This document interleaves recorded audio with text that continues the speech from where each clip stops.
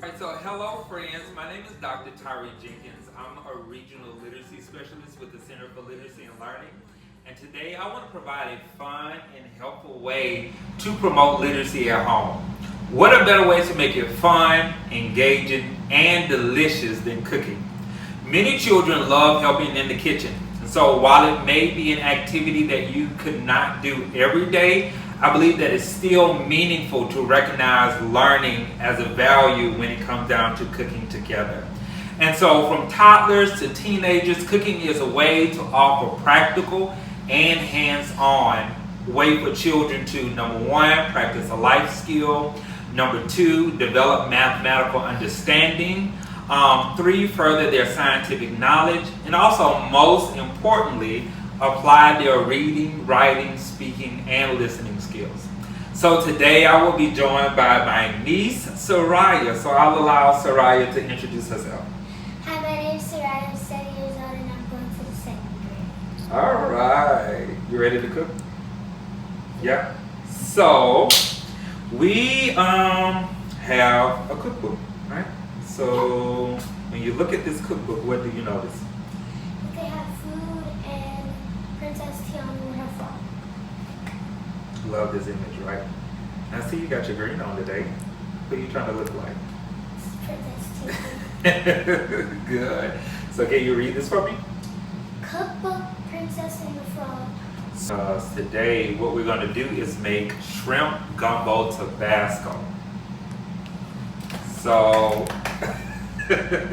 so here's our shrimp gumbo Tabasco. But I'm not going to read. I'm going to allow you to read, okay? All right. So let's get started. So before you actually start cooking, you have to go shopping. And of course, before shopping, you have to develop an actual shopping list, which you should include your child. So before you begin, name the items you will need with your child. Independent writers can jot down a list for you, and you can entice pre-readers with a pen and paper, just like the ones you are using. Sit beside your little one as you write your shopping list, saying aloud what you are writing as you write each item on the list. Your child will be sure to imitate you, and you will learn an important purpose of writing in the process. Not only that, younger kids also enjoy checking off the items from the grocery list once you're at the store. So, cookbook, Princess and the Frog. And if you look at it, all of our dishes that's included in this book is inspired by what? Tiana. Inspired by Tiana, because who was Tiana in the book, in the story? Who was Tiana? What was she? She was a frog. She was the frog? Tiana? Oh, Tiana was She a frog. turned into a frog. She turned into a frog, but now she's a what? A human. and a beautiful princess. And a beautiful princess. Good job. So we're going to use her thing because she was also a beautiful princess, but she was a great cook. And so today we're going to make the shrimp gumbo, okay? She cooked all the things in this book. She probably did, because she had a restaurant too, huh? Yep. So the first thing we're going to do is an ingredients check, okay? So can you read these out for me so I can make sure that we have everything? 1 cup butter. Okay, we have our butter. 1 cup flour. We have our flour. 1 onion chopped. All right, we have our little onions. 2 ribs, some celery. Got it? 4 to 5 cloves, garlic, minced. Mince. Good job. No problem. Good job. Mince garlic. Well, hey, you skipped one. This one is the main important one. 1 pound of Sound good. Endo sauce, 1 pound okra. So 1 pound andouille. So that's a little hard because it's actually a French word. So it's a little hard to pronounce, but that's okay. Do we have it? Yep, we got it. Well, we also need. As you can see, while cooking, there are so many interesting words to learn. As you see in the previous video, you see that she kind of struggled with words like andouille and Cajun. So names of ingredients like cinnamon or paprika, as well as the processes such as whisking and dicing, measurements and temperatures, are very interesting and words that they can add to their vocabulary.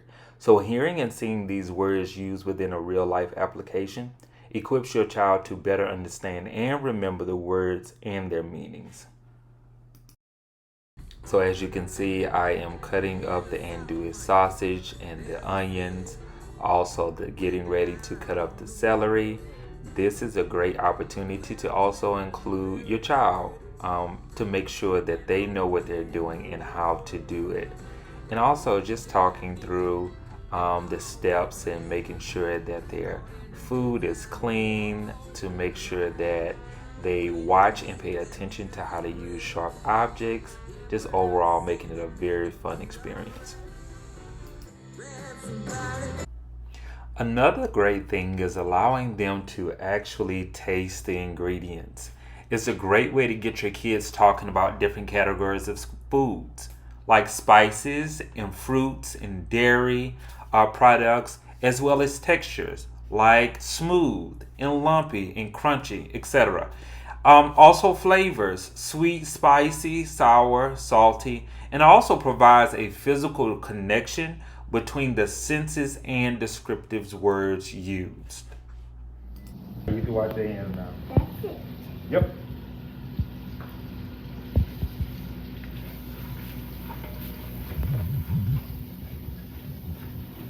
You got the book? What does the book say for us to do next?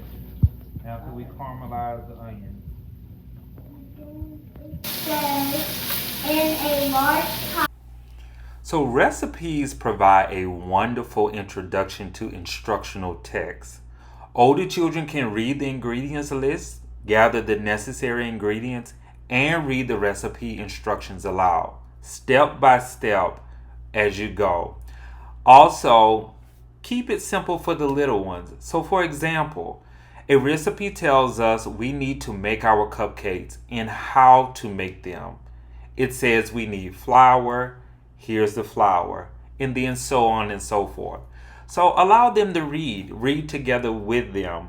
Give them an opportunity to articulate the words, give them an opportunity to understand the text, and be able to provide instruction and direction as you all cook together.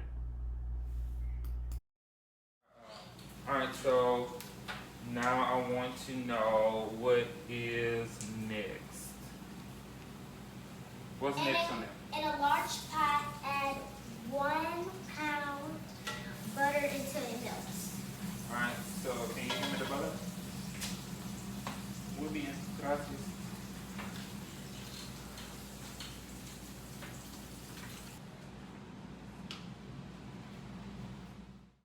Another thing you can do is encourage your child to notice environmental print. Environmental print is all around us. It's the name given to print that appears on signs, labels, and logos. Encouraging preschoolers and beginning readers to notice environmental print helps them to learn that reading involves not just letters and sounds, but pictures and context clues as well. Asking your 3-year-old to find cornflakes from among the cereal boxes in your pantry, or your 6-year-old to find all-purpose flour that sits next to the self-rising flour on the shelf is inviting them to take notice of environmental print.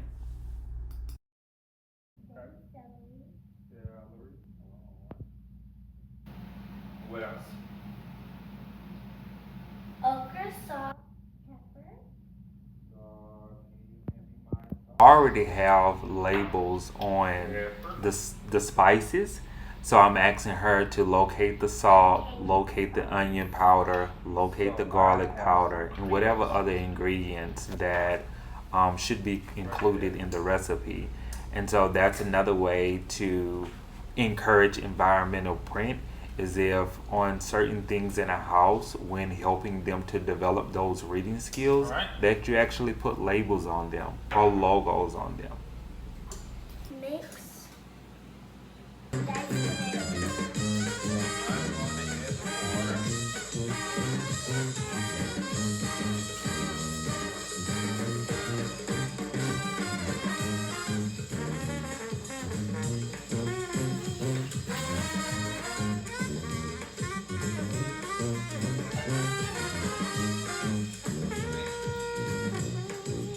put all the ingredients in and it smells so good. Yep, so let's let it simmer down just a little bit more and we'll be ready to eat. Alright, so you guys, we have come to the conclude of our cooking session, right? And so I really enjoyed Soraya. Soraya, did you enjoy yourself? Yeah? So what did you learn? I learned new words. You learned new words, okay. What new words did you learn? Cajun, root, and undo. Cajun, root, and undo. Did you know those words before? So one unique fact about those words is that they are French words, right? And so I can see why you kind of struggle with those words, but now those are words that you can add to your repertoire or your language, right? So you ready to try what you cook? Yeah?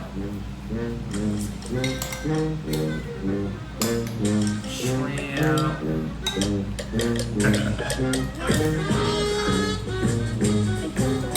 That's good.